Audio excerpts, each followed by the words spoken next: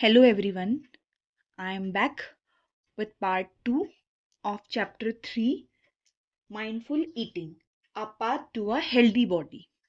तो हमने अपनी फर्स्ट वीडियो में जाना कि फूड क्या होता है और फूड के क्या क्या कंपोनेंट्स होते हैं और हमारे फूड में क्या क्या न्यूट्रिएंट्स पाए जाते हैं, ठीक है। और विटामिन्स क्या होते हैं, उनकी डेफिशिएंसी से हमारी बॉडी में क्या क्या डिजीज़ हो जाती हैं। और हमने बैलेंस डाइट के बारे में जाना। हमने जाना कि हम कैसे टेस्टिंग कर सकते हैं ये जानने के लिए कि हमारे फूड आइटम में कौन सा न्यूट्रिएंट प्रेजेंट है, प्रोटीन है, कार्बोहाइड्रेट है, फैट है कि मिनरल है, ठीक है। अब हम सेकेंड पार्ट कंटिन्यू करेंगे और आज हम जानेंगे कि जंक फूड क्या होता है। Food having high calories due to high sugar and fat content. तो ऐसा खाना जिसमें बहुत ज़्यादा कैलोरीज होती हैं क्योंकि उसमें बहुत ज़्यादा शुगर होती है और उसमें बहुत ज़्यादा फैट होता है। इस तरीके के खाने को हम क्या बोलते हैं, जंक फूड कहते हैं, ठीक है। तो जो जंक फूड होता है इसमें बहुत ही कम अमाउंट में प्रोटीन होता है और कम अमाउंट में इसमें मिनरल्स ना के बराबर होते हैं, ना ही विटामिन्स होते हैं और ना ही इसमें डाइटरी फाइबर होते हैं। तो ये फूड बहुत अनहेल्दी होता है। तो अगर हम जंक फूड के एग्जाम्पल की बात करें तो जो पोटैटो चिप्स आप खाते हैं, लेस के पैकेट खाते हैं, कैंडी, पिज़्ज़ा, चॉकलेट और जो कोल्ड ड्रिंक्स पीते हैं और ऐसी सभी चीज़ें, ये सब क्या हैं, जंक फूड हैं, ठीक है। अगर हम किसी हेल्दी अल्टरनेटिव की बात करें, जैसे कि आप जो रोस्टेड चना होता है, अगर हम रोस्टेड चना जैसे कि भुना हुआ चना होता है, अगर हम उसकी बात करें तो आप उसके पैकेट के पीछे देखेंगे, अगर उसकी न्यूट्रिशनल इंफॉर्मेशन के बारे में आप देखेंगे तो आप देखेंगे कि उसमें जो फैट होता है वो बहुत ही लो अमाउंट में होता है और जो प्रोटीन होता है वो अच्छा खासा अमाउंट में होता है और जो उसमें फाइबर होता है वो भी हाई अमाउंट में पाया जाता है। तो वो बहुत ही हेल्दी अल्टरनेटिव है, ठीक है। और अगर हम जंक फूड की बात करें तो इसमें बहुत ज़्यादा अमाउंट में शुगर भी है, फैट भी है और प्रोटीन ना के बराबर है, ना ही इसमें विटामिन मिनरल्स है। तो ये आपकी बॉडी को किसी भी प्रकार का कोई न्यूट्रिएंट प्रोवाइड नहीं करता है, बस आपको गिफ्ट में कुछ बीमारियां ही देता है, ठीक है। तो आपको कोशिश करनी चाहिए कि आप ऐसे फूड को अवॉइड करें। So these foods are not healthy for our body, ये हमारी बॉडी के लिए बिल्कुल भी अच्छे नहीं होते हैं। They make a person obese, ये बस इंसान को मोटा कर देते हैं। सच अ पर्सन में suffer from severe health problem, ठीक है। तो जो कंटिन्यूसली इस तरीके के जंक फूड खाते हैं जिसमें न्यूट्रिएंट बिल्कुल ना के बराबर होते हैं, तो ये उनके लिए काफ़ी घातक होता है, ठीक है। अब हम बात करेंगे न्यूट्रिशनल इंफॉर्मेशन के बारे में। तो बच्चों, आपने देखा होगा कि कोई भी चीज़ आप खाते हैं, जैसे आप लेस का पैकेट खाते हैं या आप चॉकलेट खाते हैं या फिर कोई भी फूड आइटम आप ले लो, तो उसके पीछे बच्चों एक कुछ इन्फॉर्मेशन दी होती है, ठीक है। तो उस इन्फॉर्मेशन में क्या क्या उस फूड आइटम में जो भी न्यूट्रिएंट प्रेजेंट होते हैं उसके बारे में जानकारी दी रहती है, ठीक है। It is information that tells us about nutrient कि उस फूड आइटम में क्या क्या न्यूट्रिएंट है, कार्बोहाइड्रेट कितना है, प्रोटीन कितना है, फैट कितना है, विटामिन, मिनरल। तो जो भी पैक्ड फूड में न्यूट्रिएंट्स है उसके बारे में जानकारी दी रहती है। तो आप देखोगे कि आप अगर कोई अच्छा फूड है जो आपकी हेल्थ के लिए अच्छा है तो उसमें फैट्स बहुत लो अमाउंट में होते हैं, उसमें अच्छा खासा प्रोटीन होता है जो आपकी बॉडी बिल्डिंग में हेल्प करता है, उसमें डाइटरी फाइबर अच्छा खासा होता है जो आपको कॉन्स्टिपेशन से बचा के रखता है। जबकि आप जंक फूड की न्यूट्रिशनल इंफॉर्मेशन देखोगे तो उसमें फ़ैट और शुगर कंटेंट बहुत ज़्यादा होता है जो आपके लिए अनहेल्दी होता है।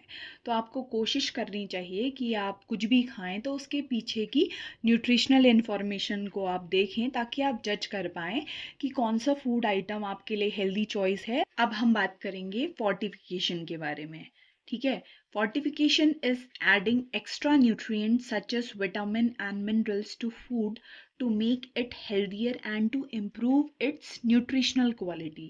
तो fortification क्या होता है, एक ऐसा प्रोसेस होता है जिसमें जो भी आपका फूड आइटम होता है उसे और ज़्यादा हेल्दी बनाने के लिए और ज़्यादा न्यूट्रिशियस बनाने के लिए, और ताकि वो आपकी बॉडी को ज़्यादा से ज़्यादा हेल्दी न्यूट्रिएंट्स प्रोवाइड करे, तो उसमें विटामिन्स एंड मिनरल्स ऐड किए जाते हैं। तो इस प्रोसेस को हम फोर्टिफिकेशन कहते हैं, ठीक है। तो ऐसा फूड जिसमें ये एक्स्ट्रा न्यूट्रिएंट्स ऐड किए जाते हैं, ऐसे फूड को हम फोर्टिफाइड फूड कहते हैं।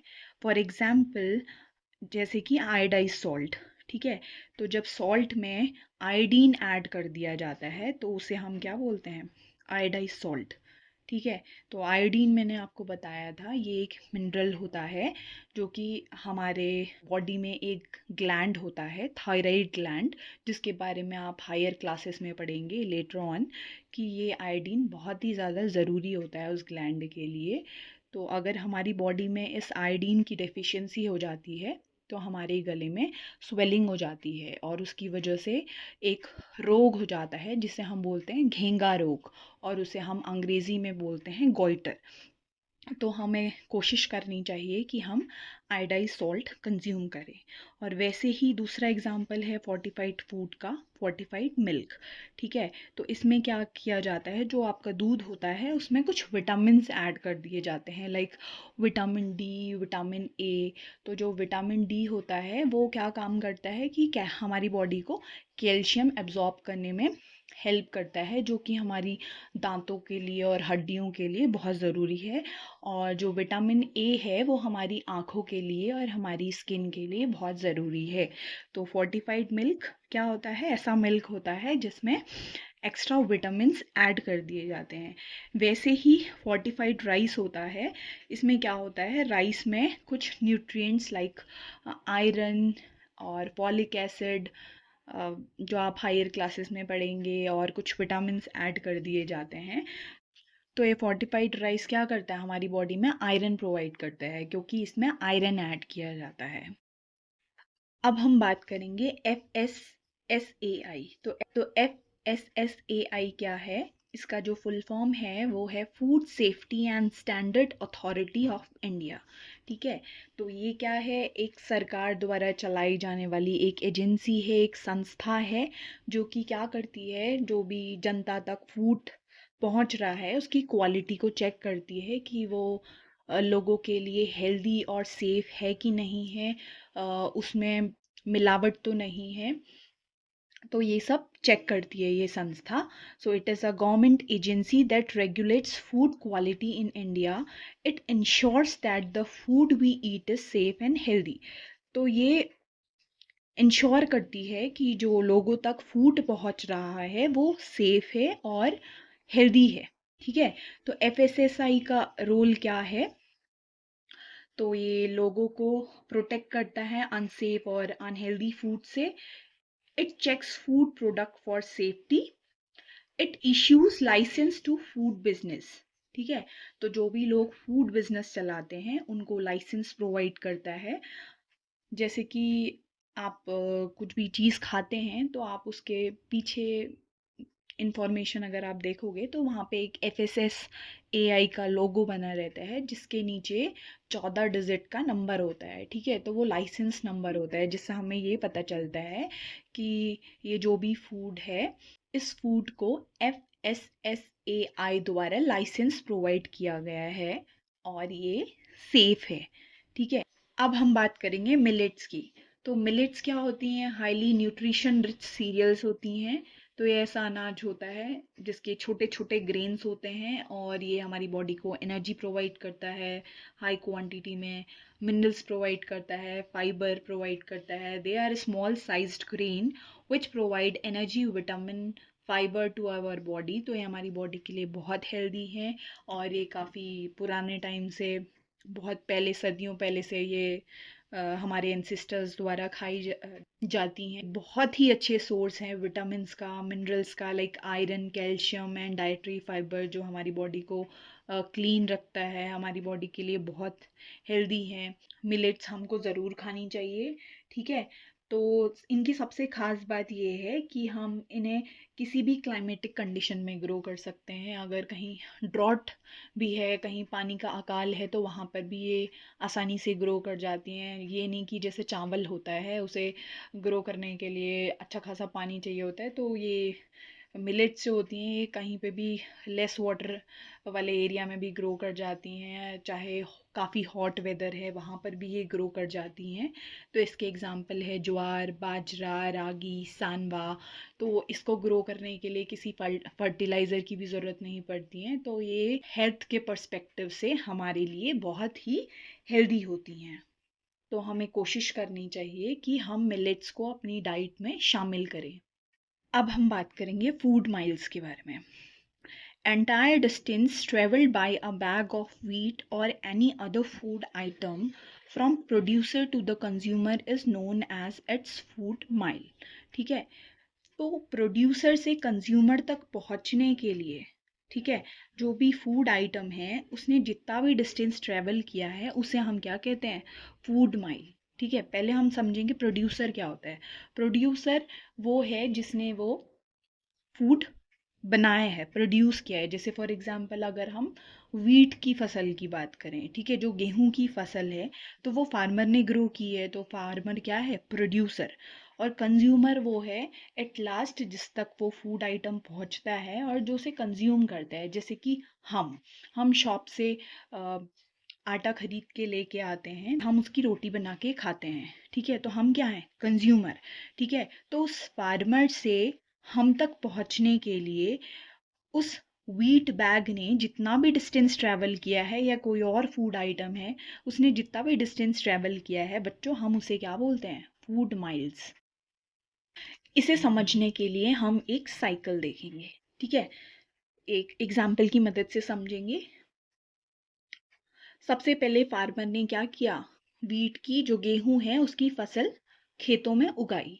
ठीक है, फिर उसके बाद उसने क्या किया, threshing and winnowing of grains. ठीक है, तो जो भी फसल थी उसकी थ्रेशिंग और विनोइंग की।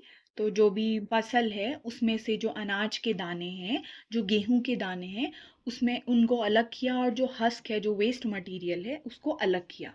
ठीक है, फिर उसके बाद जब थ्रेशिंग एंड विनोइंग हो गई, उसके बाद उन ग्रेन्स को स्टोर कर दिया जाता है।